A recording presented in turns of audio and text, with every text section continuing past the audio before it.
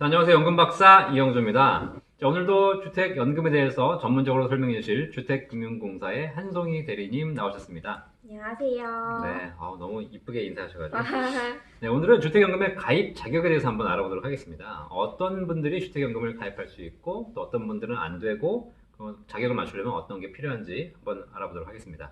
방송 들으시다가 궁금한 게 있으시면 언제든지 밑에 댓글 달아주시면 여러분 궁금하신 점을 제가 직접 설명해 드리거나 아니면 주택금융공사에서 여러분께 친절하게 답변 드리도록 하겠습니다. 자, 주택연금 가입하려면 어떤 자격이 있어야 하나요? 주택연금은 뭐 주택 유형, 그리고 주택 가격, 네. 가입 연령 이런 좀 고려를 해주셔야 될 것 같습니다. 가입 연령, 네. 주택 유형, 네. 주택 가격 네. 세 가지. 먼저 연령부터 한번 알아보죠. 몇 살이면 되는 거예요? 부부 중 한 분만 만 55세 이상이 되시면 누구나 가입이 가능합니다. 부부 중 한 분만 만 55세 이상. 네. 그러면 나는 55세고 우리 집사람이 20살이야. 그래도 그래도 되는 거예요? 네, 가능합니다. 그럼 젊은 아가씨랑 사시는 우리 할아버님도 가입 가능하시다. 가능합니다. 네. 어쨌든 대신에 연금 산정은 젊은 사람 기준으로 하겠네요, 그죠? 네, 연소자 기준으로 하기 때문에 연금액은 아무래도 조금 적지 않을까 싶어요.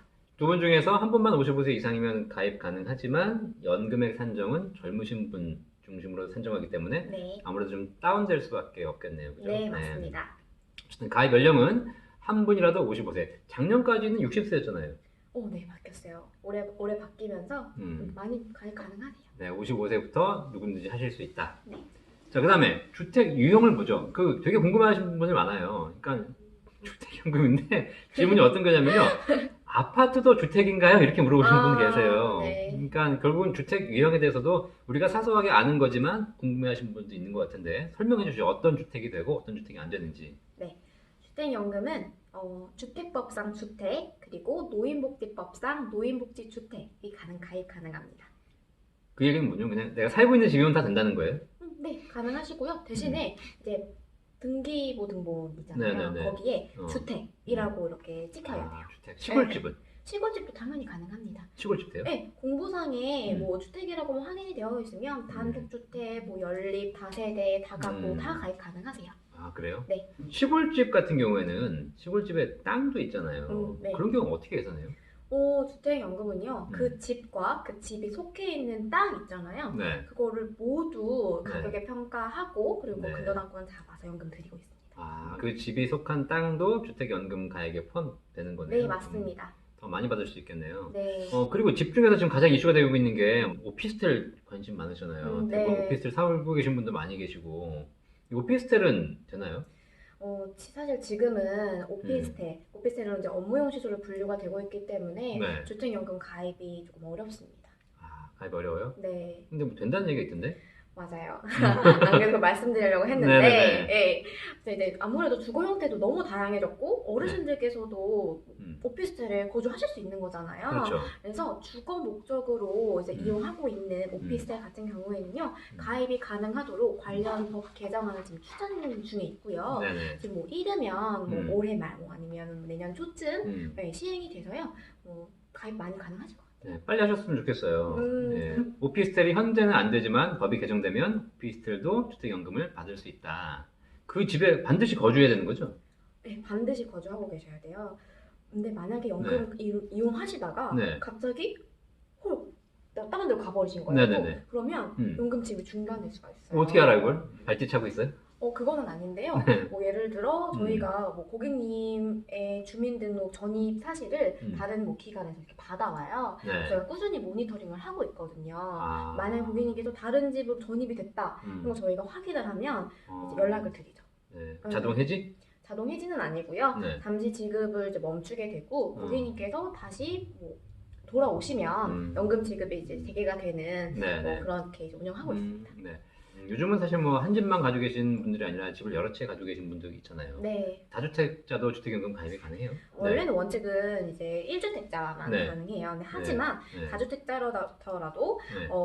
다 가격을 합산했을 때 9억이 넘지 않으면 음. 실제로 거주하고 있는 주택 하나로 가입이 가능합니다. 실거래가 기준 9억? 네, 맞습니다. 네. 실거래가 기준으로 다 합쳐서 9억 원이 안 되시면 주택연금을 가입할 수 있는데 그 중에서 내가 살고 있는 집으로 가입해야 된다는 거죠. 네네. 내가 뭐 세 주고 있는 집 이런 건 안 된다는 거잖아요. 안 됩니다. 그죠? 자, 그런데 다주택자 중에서 9억 원, 원래 9억 원 합산해서 9억 원 넘으면 안 되는 거잖아요. 근데 맞아요. 9억 원이 넘어도 되는 경우가 있다면서요. 네. 네. 저는 2주택자에 한해서인데요. 네. 2주택을 합산했는데 9억이 넘었다. 음. 그러면요. 실제로 거주하고 있는 집으로 가입을 하고 네. 거주하고 있지 않은 주택을 3년 이내에 네. 처분하는 조건으로 가입 가능합니다. 아, 한 집이 9억 원 네. 넘으면 안 되지만 네. 합산했더니 9억이 네. 넘었어. 네. 각각 무슨 뭐 6억, 6억 이렇게 해가지고 네. 그럼 내가 살고 있는 집으로 가입하고 나중에 한 집을 나중에 팔겠다는 조건으로 네, 몇 년 이내? 3년 이내입니다. 3년 이내에 네. 팔겠다는 조건으로는 주택연금이 가입이 가능하다. 네. 아, 그렇군요. 네, 만약에 혹시라도 3년 이내에 못 팔았다 하실 수 있잖아요. 그때는 연금의 지급이 중지가 일단 됐다가요. 네. 고객님께서 다 파실 때까지 좀 기다리고 그 어. 이후에 다 팔고 오셨어요. 네. 그러면 그때 다시 연금 지급을 재개합니다. 아, 그래 다양한 방법이 있네요. 근데 가입은 했는데 가입한 후에 주택을 더 사버렸어. 늘어났어. 이런 경우는 어떻게 해요? 주택연금 이제 가입 시점에만 주택 보유세를 한번 이제 확인을 하는데요. 나중에 고객님께서 너무 잘 되신 거예요. 네. 로또가 당첨되시거나 아니면 자녀분께서 너무 성공해서 집을 한 채 턱 선물해 주신 거죠. 네네. 근데 그거를 저희가 그거 받았다고 연금 이렇게 중지시키면 안 되잖아요. 아, 네네. 그래서 딱 한 번 저희가 확인하고 있고. 그럼 내가 집을 더 살 계획이 있다. 그럼 네. 빨리 주택연금 가입하고 그렇죠. 나중에 또 늘리셔야 되는 거네요. 네. 네. 그리고 주택 가격에 대한 조건이 있다면서요. 아까 우리가 얘기하다 말았는데 네. 9억 네. 이런 조건이 있죠. 네. 그 부분에서 한번 얘기해 주시죠. 주택 가격 9억 원이 어떤 기준인지. 방금 이제 박사님께서 실거래가라고 말씀을 해주셨는데요. 네네. 주택연금은 실거래가가 아니라 비슷한 시세를 적용을 하고 있어요. 아, KB 시세? 아니요, 한국감정원 시세. 한국 감정원 시세? 네. 근데 감정원 시세가 공시 가격보다는 훨씬 높고 네, 맞습니다. 실거래가와 유사한 거라고 보면 되는 네, 거죠? 맞습니다. 그리고 주택연금의 주택 가격은요, 네. 순차적으로 좀 적용을 하는데요. 네. 첫 번째로는 한국감정원 시세. 네. 만약에 감정원 시세가 없다 하면은 KB 시세로 이제 네. 적용이 되고요. 그게 9억 원? 네, 그게 네. 9억 원입니다. 네. 그리고 그 다음에 이제 주택 공시 가격을 적용을 적용? 하고 네. 이제 마지막으로 네. 공사와 협약한 네. 감정평가 기관의 감정평가액을 적용하고 있습니다. 그러면 순서가 이렇게 가는 거지만 앞에 시세가 없을 때는 후 시세를 적용하는 거고 네, 이 다 시세가 마음에 안 든다? 그러면 내가 감정평가를 네, 따로 받아서 네, 결정을 할 수 있다는 거네요. 네, 받을 수 있고요. 음. 다만 비용은 고객님 부담이십니다. 근데 비용 좀 들더라도 조금 평가를 높게 받아서 네. 내가 연금 더 많이 받을 수 있으면 괜찮을 것 같네요. 공사법 개정에 따라 12월부터 가입주택 가격 상한이 변경됩니다. 참고하세요. 대출이 있으면 대출이 있으면 네. 원래는 안 되는 게 맞고 네. 그걸 다 상환하고 오셔야 되는데요. 근데 정말 소득이 없는 분들이 주택연금도 이용하시는 거잖아요. 그러니까요. 주택연금으로 대환하실 수 있도록 네. 이제 일시인출 한도를 운영을 해서요. 음. 목돈을 빼서 상환하면서 가입하실 수 있도록. 그러니까 어쨌든 대출이 있는 집은 원래는 안 되는데 네. 대출이 있는 상태로는 안 되는 거네요. 네, 맞아요. 그렇죠. 정확하게 얘기하면. 네. 그래서 그 대출을 그 가입자가 상환하고 완전체인 집을 가지고 오든가 아니면 공사에서 그 일시인출 제도를 통해서 일부를 대출을 대신 상환해주고 네, 주택연금을 지급하는 그런 구조가 되겠네요. 맞습니다. 내가 예를 들면 집값이 3억인데 한 3천만 원 정도 대출이 있어요. 그러면 대출이 있는 상태에서 일시 상환 제도를 이용해서 주택연금을 가입하는 게 좋아요. 아니면 내가 뭐 친구한테 빌리든 뭐 은행에서 빌리든 내가 3천만 원을 어서 구해가지고 갚고 나서 주택연금을 받는 게 좋아요. 결과적으로 말씀을 드리면 개인 자금으로 상환을 하시고 네. 연금을 이용을 하시는 게 조금 더 유리합니다. 왜 그렇죠? 아무래도 주택연금도 대출이잖아요. 네. 그러니까 고객님 집 가격은 정해져 있고 네. 나이도 가입할 때 기준이 되잖아요. 네. 그렇기 때문에 고객님께서 일시로 많이 받게 되면 그만큼 받을 수 있는 연금이 줄 수밖에 없어요. 그렇죠. 네, 그래서 여유자금으로 상환하시고 오셔야 네. 처음에 정해진 많은 금액으로 평생까지 받으실 수 있는 거예요. 대출을 상환하지 않고 주택연금을 가입하게 되면 주택연금 수령액이 좀 떨어지잖아요. 네. 보통 얼마나 떨어져요? 만약에 주택가격 5억 원이고 그리고 이제 70세인 어르신이다 이를 네. 기준으로 했을 때는요. 네. 원래는 154만 원을 수령하실 수 있었어요. 네. 근데 그 대출 한도 최대가 대출 한도의 90%로 말씀드렸잖아요. 그렇죠. 네, 90%가 이제 2억 4천만 원인데 그거를 모두 사용해서 이제 기존 대출 다 갚았다 네. 하면은 이제 네. 매달 16만 원만 받게 됩니다.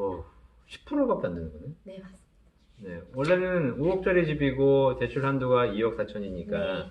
2억 4천을 국가가 이제 일시 상환 해주고 네. 그리고 연금 받으면 50%만 대출이니까 50%는 받을 수 있겠지라고 라고 생각하시는데 그렇지 않고 연금 수령액은 확 줄어드네요. 네, 그래서 결국은 개인이 본인 돈으로 상환하시고 그리고 나서 연금을 가입하는 것이 훨씬 유리한 그런 맞습니다. 구조가 되겠네요. 자, 그러면 지금 주택 가입 자격에 대해서 쭉 알아봤는데요. 저거 하나 여쭤볼게요. 가입할 때 명의는 주택 소유자 명의로 하는 거죠? 네, 맞아요. 근데 공동 명의인 집은 어떻게 해요? 공동명의인 집은요, 네. 그냥 부부 중 한 분이 가입자가 되고 나머지 한 분은 연대보증인으로 입보를 하셔야 됩니다. 그러면 뭐 반반 이렇게 딱 주는 게 아니라? 네, 아니에요. 네. 하나 한 채로 이제 가입자 한 분에게 연금을 드리는 거고 네, 나머지 네. 한 분은 연대보증. 연대보증을 하시는 네. 거네요. 네. 누구라든지 상관없고. 네, 누구든 상관없긴 한데 음. 제가 이제 상담을 드린다고 하면 연소자분께서 오. 가입자로 이제 오시는 게 좋을 것 같다라고 말씀을 드려요. 왜요?